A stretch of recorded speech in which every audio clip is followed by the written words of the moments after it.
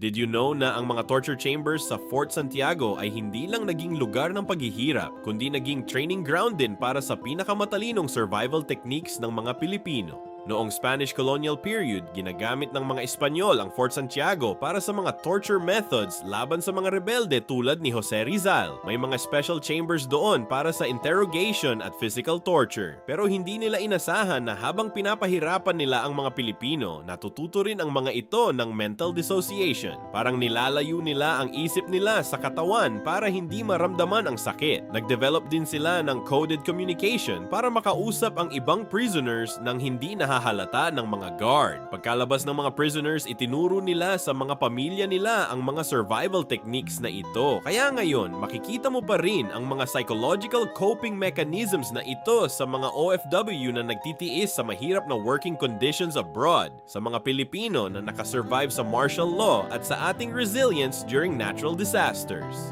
Lesson, ang pinakamahirap na karanasan ay nagiging source din ng pinakamalakas na strength. Ano sa tingin mo ang pinakamahalagang survival skill na natutuhan natin mula sa aming mga ninuno?